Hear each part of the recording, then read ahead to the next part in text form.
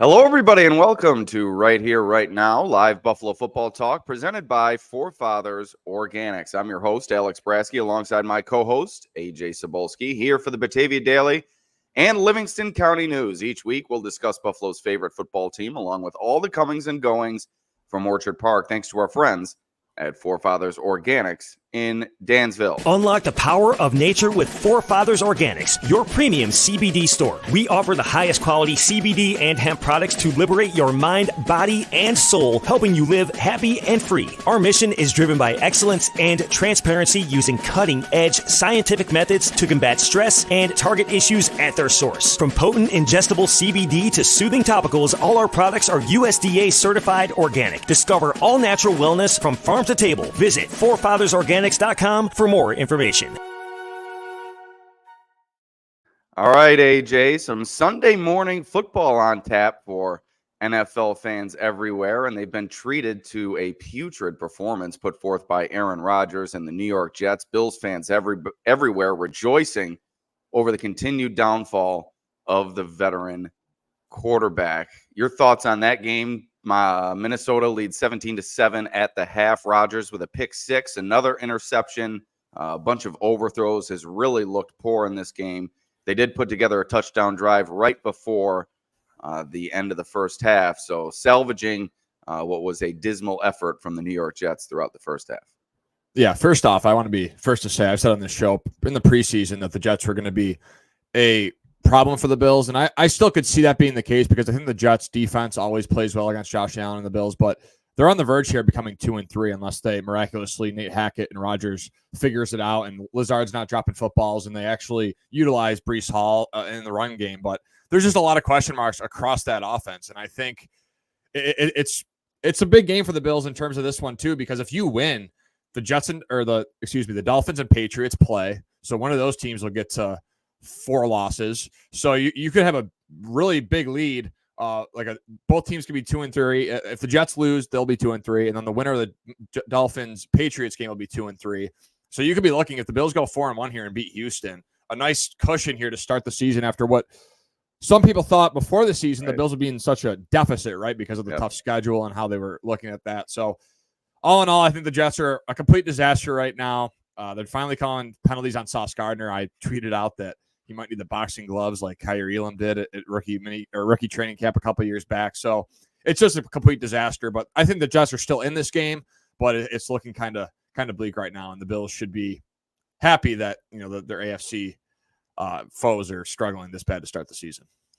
Yeah, I think you're spot on. A lot of talking heads thought this was the season the Bills would relinquish control of the division, but not only did they start the season 3-0, the rest of the division has been crumbling beneath them over the course of the first 4 weeks, and now beginning week 5 with the New York Jets performance against the Minnesota Vikings. But let's move on to the topic at hand, AJ. A huge game for the Bills today at 1 p.m. in Houston, a grudge match. I don't like to call it a revenge game, although I still use that term kind of in sequence with grudge match, but I think it's more of a grudge match for the Bills and Stefon Diggs. There are certainly players in the Bills locker room that were rubbed the wrong way with the way that Stefon Diggs handled himself over the course of his career in Buffalo. Things starting all sunshines and rainbows, but as time went on, I think he wore on a lot of people in that locker room, coaching staff, players alike.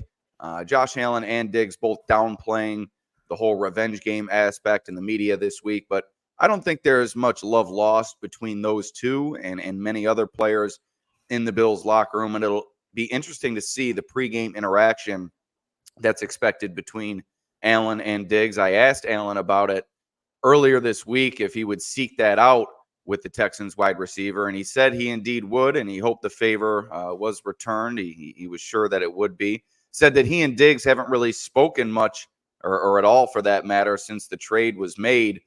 So I believe this will be their first interaction if it indeed takes place before the game today in Houston.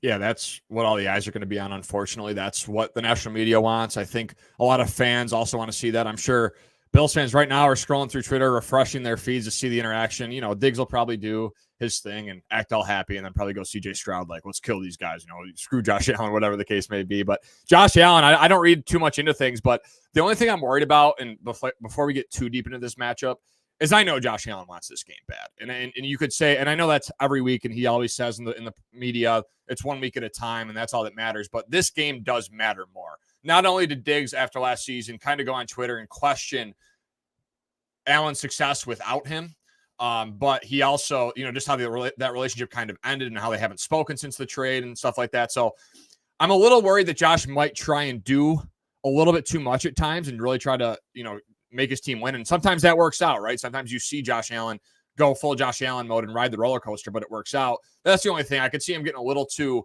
aggressive at points and maybe turning the ball over a bit. But if he can do it in a good way and he goes, good Josh Allen mode and he can bring his team and will his team to victory, which he's done many times, I think this could be a big win and a big statement for the Bills, not only for, themselves and, you beat a former player that was so valuable to your team, but just in terms of the AFC, these are two top contenders in the AFC for the Super Bowl. And I think this should be a showdown. And it was circled on the calendar before the season started. This is two teams that are vying for a Super Bowl. The Texans in a different spot. They're kind of in that rookie contract mode where they can bring in all this talent, while the Bills are kind of in the opposite mode, trying to relinquish or not relinquish, but trying to get over that hump of losing all their key veterans and not having a lot of cap space to work with Josh Allen now's contract fully kicked in. So teams in two different spots, but still both vying for a Super Bowl. Yeah, both teams enter at 3-1, so both teams looking to keep successful starts alive. The Texans coming off a gritty win over the Jacksonville Jaguars, had to eke that one out at the end, a team that the Bills beat up on in the Jaguars. Texans really struggled with them in that game, while the Bills really struggled against the Baltimore Ravens in all facets, especially throughout that first half. Unable to stop the run, unable to stop Lamar Jackson through the air at times. The offensive line, defensive line performing poorly. Tyler Bass misses a field goal. So just an overall forgettable game for the Bills in Week 4, looking to move into Week 5 and leave it with a much more positive note. Let's dig into your Week 5 preview, AJ, on the dailynewsonline.com. Each week you go through the top storylines, injury reports, broadcast details, and more. It looks like, according to your research, the Bills are a 1.5-point underdog. Has it stood there throughout the weekend? I know that we put these previews and my 5 takes together on Friday, so sometimes things change. But the Bills were a 1.5-point underdog on Friday. The total set at 47.5. Have you been able to check that as I was reading that off? Yes, I got to agree to the new terms of use on FanDuel here really quick. Okay, I got it up. The Bills are still plus 1.5 underdogs according to FanDuel, plus 104 money line. So still relatively the same. I think the Bills were favored at one point, Alex, during the week, but then the Shakir injury, then that Oliver injury popped up. So then they went back down to being the underdogs just because of those injuries. I think they may have been favored early last week. I think entering that Sunday night matchup against the Ravens, the line had already changed. I'll try to track down that information as you go through here. Okay. So, yeah, going back to my pregame story, per se, my Week 5 preview, I just kind of jotted down the 3 storylines for this game. The top storylines, obviously, Diggs playing his former team and what the Bills can do there. There's obviously more to the Texans offense than Stefon Diggs. Nico Collins is excelling in this offense and continuing to kind of be the top dog for them. He has 489 yards this year already through 4 weeks. So he's averaging over 100 yards per game in each week, and he's also grabbing in 10-plus catches a week. So Nico Collins is going to be a very big focal point for them. But, yeah, Diggs playing his former team. The last time Josh Allen played this team, Houston, they blew him out 40-0. And then, obviously, that playoff game in 2019 where that was just a disaster. The Bills had that big lead. So this will be an opportunity for Josh also to seek a little bit of revenge on that game. And then, like you said, you asked Josh during the week about this matchup, and he said, and I quote, hopefully, yeah, I'll say what's up, and hopefully the favor's returned. I'm sure it will be, so we'll see. So that kind of wraps that up. Let's move on to the actual nitty-gritty stuff and in the trenches. Can the Bills stop the run? The Texans enter the Week 5 till averaging 106.8 rushing yards per game, which is below the league average of the Bills, around 120 yards per game, so just above the Texans in terms of rushing. But with the loss of Joe Mixon and an ankle, he is out already for the third straight week. While also running back Dameon Pierce, according to Adam Schefter, will not play today with a hamstring injury. He was considered questionable. So, and inactives will be announced in about 5 minutes, so we'll have clarification on that shortly. Correct. So those two are big losses for them. They like to run the ball. So Cam Akers, and I'll try not to botch the name, but Dare Agunbawali. You definitely botched the name, but it's okay. I would have too. I botched it. He scored the game-winning touchdown last week against the Jaguars to put them ahead after they snuck out that victory at home. So that's kind of going to be their backfield. I think the Bills will have. And a quick update from Houston. According to Elena Getzenberg, Bills linebacker Terrell Bernard currently warming up in his uniform pants, looks set to make his return after missing 2 games. Taron Johnson in sneakers, according to Matt Beauvais, alongside Matt Milano. So maybe another week until we see Taron Johnson. But like I said, we'll have clarification in 4 minutes.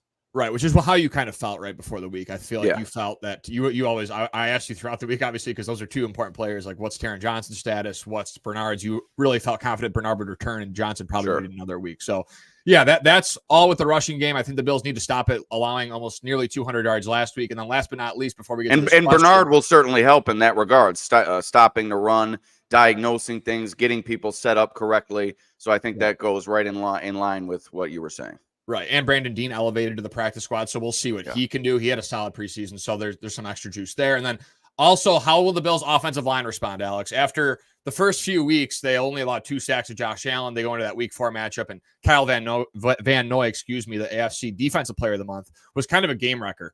2 sacks, the strip sack on that trick play by Joe Brady that hopefully never happens again.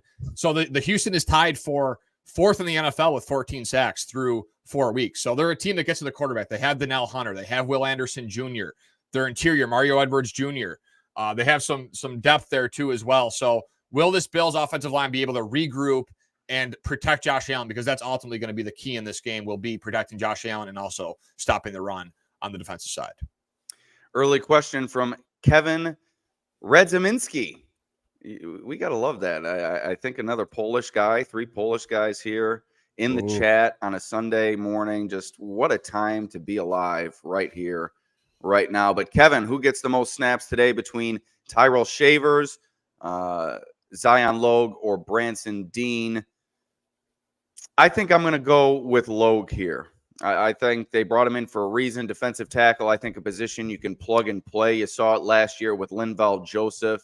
And with Ed Oliver out, and you mentioned the need to stop the run, Logue is a load. Me spitting bars here, right now. But his size, I think, in the interior can really be a difference maker. And I think you'll see Logue line up inside alongside Daquan Jones on a few key rushing downs, particularly early in the game, trying to set that tone along the line of scrimmage. But who knows? You could see Tyrell Shavers mix in there. Without Khalil Shakir, the Bills' passing game certainly has left a bit to be desired. You haven't seen a lot from Dalton Kincaid. You haven't seen a lot from Curtis Samuel. I'm sure those two in line for increased production this week. But maybe Shavers sneaks his way in with a couple of catches here. But I think in terms of snap count, I would lean Logue here, or perhaps Branson Dean, another player on the interior. Yeah, I'm going to go Branson Dean because they elevated him. And I'm just not sure if Logue's up to speed yet. Just came over this week. So I would probably say because of the Dean elevation, that kind of makes me assume that Logue might be the guy that's a healthy scratch for this week, just because they feel more confident with Dean. He's been in the system for the first few weeks. So I think that makes a little bit more sense. But like you mentioned, Shavers, who knows like what he can do, because he's been in the last couple of preseasons, Alex, like really valuable, very like important piece of this offense. I know it's preseason, but that still matters. And that's why he's getting elevated today. He has a huge opportunity to step up with Khalil Shakir out. So I could also see him playing a pivotal role. So I think Dean and Shavers we'll see some looks today, but I don't know how much of a significant factor both those players will be, but nonetheless, they'll still probably see some action. All right. So anything else from your preview or anything you'd like to get to before we thank our sponsor and then move into my 5 takes on this weekend's game? No, let's thank our sponsor, Forefathers Organics. And also, this injury report's about to come out here in a minute. So we'll probably, on the flip side of this, we'll be able to tell you who's active and who's out.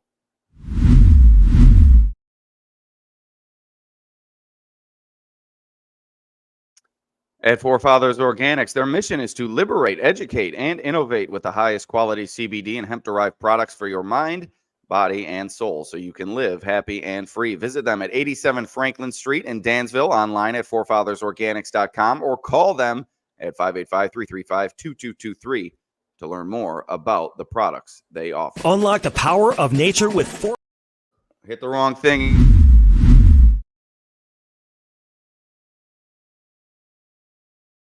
All right, so the Bills have announced their inactives, and Zion Logue, in fact, active for this game, AJ. So 0 for 1 for you on the day. 0 for 1. You're going to have to take a lap around the office later. I thought after you said that, I thought it was a good point, and I thought I was going to be the one taking the lap. But Zion Logue active. The inactives, Taron Johnson will not play this week. I never thought that was really a possibility. Taylor Rapp, Khalil Shakir, Edifon Ulofoshio, Will Clapp, Ed Oliver, and Austin Johnson. We didn't, I think you may have mentioned him. I didn't really mention him. Austin Johnson, another player on the interior who will not be participating today. But yeah, you have Zion Logue active today. Obviously, Tyrell Shavers in line to get his first game action of the season. So what are your takeaways from the inactives here as we head into Bills Texans? Yeah, Logue, that was a miss on my part. I forgot that Austin Johnson was dealing with that injury. So that does make sense that Logue is active because there's inexcusable. Inexcusable because they're out, they're without Oliver and Johnson. So those are two pieces on the defensive line. So now, again, it's going to be the day of rookies, Alex. Dwayne Carter is going to have to step up. Yes. Cole Bishop will slot in at safety for Taylor Rapp. And just a quick note on Bishop. I know we haven't seen much of him on the Bills, but when he was drafted, I did some research on him, and in 2023 with Utah, he had 60 tackles, 6.5 tackles for loss, 3 sacks, 2 interceptions, 3 pass breakups, and 1 forced fumble. He ran a 4.45 40, 39-inch vertical, a 9.82 out of 10 RAS score. That means how athletic you are, and he was a captain. So I think with Cole Bishop, I just want to see him not really think as much. I know safeties, there's a lot of processing, but he plays well when he's just moving fast and being aggressive. He's great along the line of scrimmage. I'm interested to see if Bobby Babbage dials up some blitz packages with Bishop and maybe allow him to get to the quarterback and try to get to Stroud if they struggle getting home with 4 early in this game with Von Miller out due to that suspension. So I want to see Cole Bishop fly around. I want to see Dwayne Carter, who had a nice tackle for loss late in that Ravens game when it didn't really matter, but he still broke through the line and brought down the Baltimore running back for a nice tackle for loss. It's going to be the day of the rookies on both sides of the ball. So I'm interested to see how Bishop and Dwayne Carter specifically step up on defense. Yeah, along with Bishop, Damar Hamlin starting at the safety position, but Mike Edwards active this week after being inactive last week. So maybe you see a rotation there at the safety position between Hamlin, Bishop, and Edwards. And also Cam Lewis at the nickel cornerback position really struggled, I thought, against the Ravens. Maybe you'd like to see a little bit more Jamarcus Ingram in that spot. I know fans have been clamoring for that. They like him in that dime safety role, but now with Edwards being active, maybe you see Jamarcus Ingram a little bit more in that nickel cornerback role. Yeah, and I think you could see also, Alex, Damar Hamlin, Mike Edwards, and Cole Bishop all on the field at the same time. I think that's something they could also throw at you. And on top of, like you said, Cam Lewis struggling last week. I thought Jamarcus Ingram has played well, but please, I do not want to see Nicholas Morrow out there on a 4-3 base defense. That did not work, and the Bills were exposed in that sense when they tried it to try and match up with Baltimore's physicality. They just were outmatched against Baltimore. Not many teams, or if any in the teams in the NFL, can do what the Ravens have done. They're breaking records in franchise history with rushing yards with over 800 through the first 4 weeks. So this Bills team has an opportunity, I think, to stay in that nickel defense. Maybe, like you mentioned, have a heavy rotation at safety. Use all 3 of those guys. Utilize their skill sets. Put them in positions to succeed. That's what Bobby Babbage does great. That's what Sean McDermott does great. And I think this Bills defense could have some success against a pass-happy C.J. Stroud Houston Texans offense. All right, so looks like we'll hop into my 5 takes, and that's where I really started with the injuries that the Bills have encountered leading into this game. Injuries have been a story for the Bills all season, but losing Ed Oliver and Khalil Shakir going into this game after Shakir came back with that ankle injury against the Ravens, finished the game, but missed practice all week and then declared out by Sean McDermott. And then Ed Oliver seemingly getting hurt in a practice setting. The second player that's been hurt, key player for that matter, during a practice setting this season for the Bills defense. Matt Milano also was injured during a practice drill. So it's one, and I tweeted this out, it's one thing to lose a player of that significance, but to lose them both during a controlled environment, that's just a really, really tough break for the Bills, and something that I'm sure the athletic training staff and the coaching staff are kicking themselves over. Not that I don't think they could have done anything to avoid it. It's just those are one of those bad breaks throughout the course of a season when you lose a player in practice, especially with Milano and Oliver. I think both were non-contact. I don't think they were at the point of practice where they were going through any contact. So just a tough break to lose those two players. And it's going to be interesting to see what they do along that defensive line. We talked about it with Branson Dean and Zion Logue both being elevated. I think you're going to see a ton of Dwayne Carter, like you mentioned. We talked about the safety position with Taylor Rapp being out. We might see that rotation. Let's dive into wide receiver. What are we going to see here from the Bills passing game without Khalil Shakir? He's been the engine for this offense, he and James Cook, throughout the early course of the season. The Bills really went away from Cook against the Ravens, and that's another one of my 5 takes. I think the Bills really need to stay with that balanced attack here today against the Texans, but more on that later. When it comes to the Bills pass catchers outside of Cook, who are we going to see elevate their game today? I think you need to see more Keon Coleman. You need to see more Curtis Samuel. You need to see more Dalton Kincaid. But I think with so much attention being paid to Kincaid early in this season, I think it might have to come from elsewhere in this game, especially with Shakir being out now. You're going to see even more attention being paid Kincaid's way. Yeah, Jalen Petrie versus Dalton Kincaid will be an underrated matchup to watch in this game. We'll see how Kincaid fares against one of the top strong safeties in football. And obviously, Derek Stingley Jr., he's going to be tough. You know, Keon Coleman had success last week, right, on those back shoulder throws in the second half. But going up against a Derek Stingley Jr., who you're probably going to have to be lined up against throughout the majority of this game, we'll see how confident Allen is throwing up to those 50-50 balls against one of the best corners in football to a rookie receiver. So, like you mentioned, I think you hit the nail on the head there with who has to step up. There's all these players do, right? It's always been that next man up mentality. It's funny because I had injuries. So I have a bye week for Amon-Ra St. Brown. So he's on bye. This is my fantasy team. Romeo Dobbs, I picked up. He got suspended midweek because he's like, yeah, I don't get the ball, so I'm just going to skip practice. Terrible mentality. Christian Watson is also out for Green Bay. And then I got Quentin Johnston, who's on a bye. So guess who I had to start? Curtis Samuel.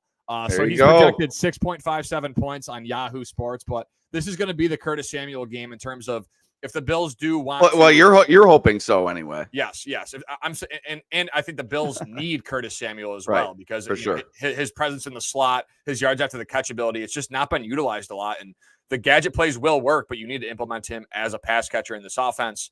And, you know, that's really who I'm looking for. That's going to be, I think, the key in this one. I thought he was the X factor, and you did as well. We brought it up multiple times before the season that Curtis Samuel could be an X factor for this offense. I think today is really the moment where he will be that true X factor for what the Bills want to do in the pass catching game.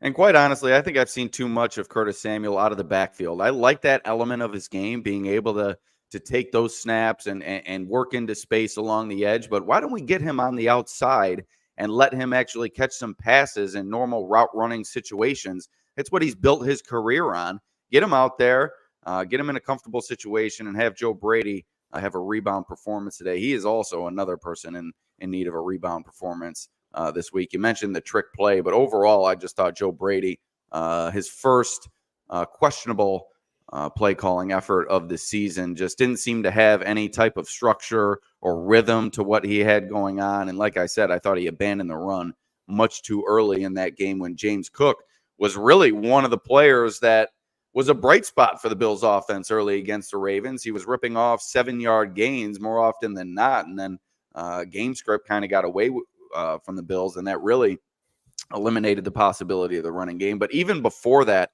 I thought there were opportunities to continue to get Cook involved, and Brady failed to do so. And he admitted it earlier this week, speaking with the media, that he felt he too went away from Cook too quickly. And this week, Buffalo goes up against the Texans defense that's allowed the 4th fewest passing yards per game this season at 161 yards per game. And without Khalil Shakir, I think Cook becomes increasingly important in this one. Ray Davis, we haven't seen much of early on in this season. Ty Johnson's made some big plays, particularly through the passing game. But I think you got to rely on Cook here early in the game and really set up that balanced attack moving forward throughout this one against the Texans. Yeah, Dan Orlovsky from ESPN made a great point that you're not going to be able to beat this Texans defense laterally. They're so quick. They're so fast. D'Amico Ryans plays that attack-style defense.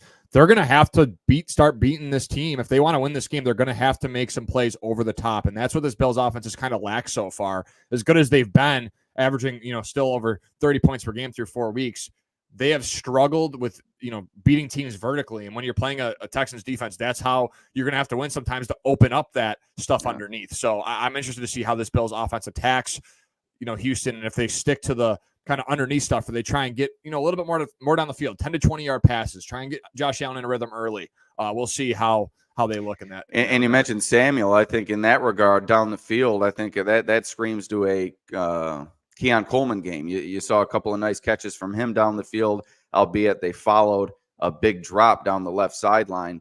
But I think you're going to see Josh Allen test this Texans defense with Keon Coleman in those contested catch situations down the field. I think that is about how they're going to attack this defense. I think we really mentioned it all. And increase in Curtis Samuel production. They're going to try to get Kincaid more involved, but I think you're going to see a lot of defensive attention paid his way. And then Cook, I think, is going to be a key element as well, along with Coleman. Defensively for the Bills, it's going to come down to slowing this passing game. I think that goes without saying. You're without your top two running backs. We didn't mention the Texans inactives, AJ. Let's try to find those and confirm that Pierce is in fact out. I'm sure Adam Schefter. Yes, Dameon Pierce and Joe Mixon. So their top two running backs out in this game. I think they're going to turn to the passing game more than ever, and it's really been a success for them this season. C.J. Stroud having another solid season, and Nico Collins leading the league in receiving. You also have Stefon Diggs on pace for 100 receptions. Tank Dell, another strong receiver, and Dalton Schultz, their tight end. It's going to put a lot of pressure on those linebackers over the middle with Diggs and Schultz running at them. But I think, like I said, it goes without saying, without their top two running backs, you have to slow the roll of this Texans passing game. Easier said than done, especially with the injuries that the Bills are continuing to go through on the defensive side of the ball. But at the same time, they have their top two cornerbacks, Christian Benford and Rasul Douglas, who have been perhaps one of the top duos in the league so far. Christian Benford, I think, is in Defensive Player of the Year discussion, the way that he's been defending opposing receivers. So you do have that going for you, defending a player like Collins, a player like Diggs on the outside. But I think the linebackers and the safeties are going to really be key here with Dalton Schultz and some of the other players that the Texans can throw at you. Yeah, absolutely. And in the Texans, I think it starts with making them one-dimensional. Like, I think as much as you want to stop the pass game, I think it will start with stopping the run game to make them one-dimensional, because I think that's where the Bills defense really excels, right? Was making a team one-dimensional. If you can limit the run to start the game and kind of make the Texans offense throw the ball more, I think while it's a tough ask, because, all the weapons they have, like you just mentioned, Tank Dell, Diggs, Dalton Schultz, they have also a couple. John Mechie's an interesting player. Xavier Hutchinson. So they still have a lot of names on that wide receiver depth chart that are talented. I think it's about making the Texans one-dimensional as early as you can, so you can kind of feel comfortable. The Bills excel in that nickel defense when they know the pass is coming, and that's what they're going to have to do today early. Maybe take an early lead. Make the Texans try and play from behind. A slow start will not be good for the Bills here if they start slow, and that goes for every week, but especially against this Texans team that's so explosive. You're looking at, it would be a tough ask for them. And they're a team that you go over their schedule, and they squeaked out a win over the Jaguars. They got demolished by Minnesota on the road, 34-7. They squeaked out an ugly Sunday night game against Chicago, 19-13, and beat the Colts in week 1 by 2 points. So they're not beating teams. They're not blowing teams out by any means. They're finding ways to win these one-score games. All 3 of their wins are by 1 score. So it's not like these Texans are a juggernaut. They're a beatable team even with all the Bills injuries. So I think this Bills team has confidence, and they need to respond after an absolute disgrace last week against the Ravens. Yeah, without a doubt. And I was just thinking of something, and I lost my train of thought that I was going to pivot to. Talking about linebackers. We were talking about linebackers. We're talking about the defense needing to stop. A lot going through my mind, AJ. It's my first game at home this season. I'm thinking about what wings I need to order. I'm thinking about the meal during the Sunday night game. There's a lot on my mind today, and something I was just thinking of seems to have slipped off the tip of my mind. But nonetheless, my last take in my 5 takes on the dailynewsonline.com, not only is this a matchup between 2 of the top teams in the conference, a matchup between 2 of the top quarterbacks. We mentioned Stroud, Allen, 2 of the top players in the league. And that's going to probably lead to a close game in this one. The Bills got blown out last week before they had gone 43 games not losing by more than 6 points. This one could come down to a field goal or perhaps less. And Tyler Bass has been inconsistent, missed another 48-yarder yesterday. Got to see Bass kick some ass this week if he's presented an opportunity to drill a potential big kick down the road in this game against the Texans. Yeah, they're in a dome. I don't think they'll open it. I know you had the stat they haven't opened it since like 2021 season, and it's about 95 to 100 degrees in Houston today. So I don't think they're going to want to put unless they want to advantage so Bills fans can complain all afternoon that it was too hot in the field and whatnot. But it'll be a closed dome. So Tyler Bass will have no conditions. There's no excuses, right, for Tyler Bass in this game. He's in a dome. He's going to have to make some kicks. Like you said, the Texans, all their 3 wins have been in 1-score games. So it might come down to that. And if it's Tyler Bass's number, he needs a confidence booster and beating the Houston Texans team and knowing what that would mean, not only for, himself, but the Bills team as a whole, moving to 4-1, beating Stefon Diggs and the Houston Texans, the top team in the AFC. It would do a lot for his confidence. And I think as nerve-wracking as it is to think that it could come down to a Tyler Bass field goal, if they execute it and it comes down to it, it'll be a very good sign for moving forward for his confidence and this Bills, confidence in him. Yes, without a doubt. Bass needs a big kick to boost that confidence, especially with confidence waning, not only amongst the fan base. I think it's waning amongst the coaching staff and the organization as well. You continue to miss these 48-yarders, and then on Sundays, Mondays, and Thursdays, you watch these other kickers just drain these 55-yarders with ease right down the middle. It's a tough look for Tyler Bass. But one more topic I'd like to touch on before we give our predictions here, AJ. The offensive line needs a big bounce-back game. It was one of the top units in the league through 3 weeks. Really struggled last week to contain the Ravens' pass rush. Allen running for his life throughout the game. Connor McGovern sustained a minor injury in that game. Deion Dawkins dealing with a hamstring injury that he was able to work his way back from, and said during the week that the way that you're paid in the NFL, sometimes you just got to play through things. So he could still be facing some lingering effects of that hamstring injury in this game. So a lot of eyes are going to be placed on this Bills offensive line going up against the Texans defensive line that has been one of the top pass rushing units in the league.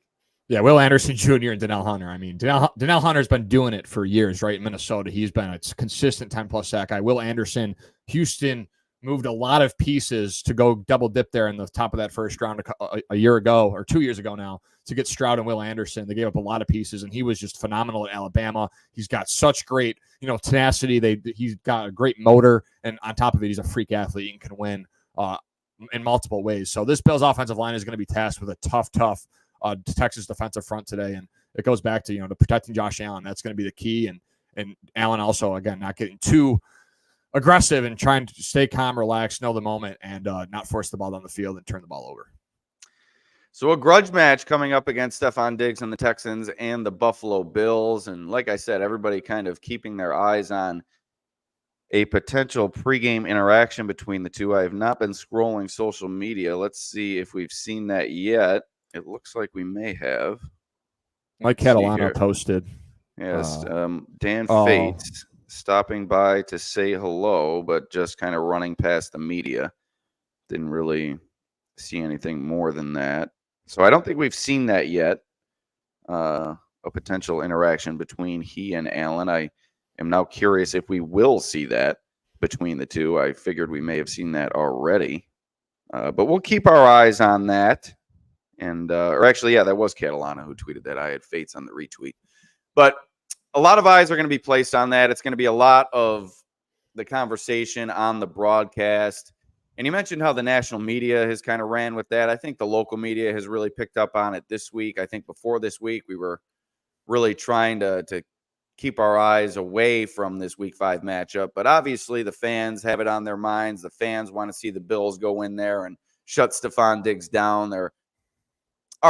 There is a faction of Bills fans that still have love for Stefon Diggs and wish the Bills didn't get rid of him. But there's also a faction of Bills fans that are happy to see him go and thought his time was wearing thin with the Bills. So it's a very polarizing topic. I think there's going to be plenty of discussion, like I said, throughout the broadcast and on social media throughout the game. I think it would be tough to see Diggs go for 100 yards and a touchdown or more in a Texans victory for Bills fans. But if he gets 300 yards and 4 scores and the Bills win, I don't think it really matters what Diggs does in that situation. I think the Bills fans are just looking for a win over who is now turned into a foe and are looking to move forward to 4-1 in a game where their team enters mighty banged up with a divisional game against the Jets coming up next week. Well, what about that game, AJ?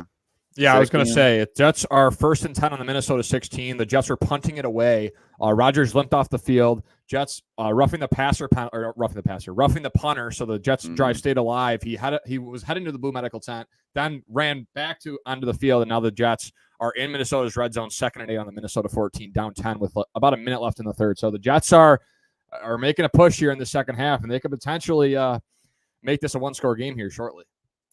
Yeah, Bills fans certainly don't want them entering that Week 6 matchup with a head full of steam. But my prediction for this game: give me the Bills to win a slugfest, a shootout of epic proportion. AJ, 42-41.